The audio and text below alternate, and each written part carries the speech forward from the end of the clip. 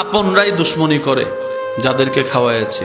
যতক্ষণ আমরা আল্লাহকে খুশি না করে দুনিয়াকে খুশি করব, ততক্ষণ আপনার আমার কপালে দুর্দশা, দুঃখ, কষ্ট, যন্ত্রণা ছাড়া কিছু নাই নাই নাই। তো এবার বান্দা বলে, আল্লাহ আমি কি সন্তান হয়ে মা বাবাকে খুশি করব না? তুমিই তো বলেছো মা বাবাকে নারাজ না করতে। আমি কি স্বামী হয়ে স্ত্রীকে খুশি করব না? তোমার নবী তো বলেছে স্ত্রীকে খুশি করতে।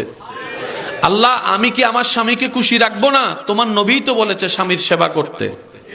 আল্লাহ আমি বড় হয়ে কি ছোটর সেবা করব না, ছোটর খেয়াল রাখবো না, ছোট হয়ে কি বড়কে সম্মান করব না?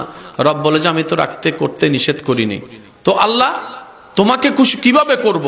রব বলে যে আমাকে নারাজ করে দুনিয়াকে খুশি করবি, কপালে দুর্দশা।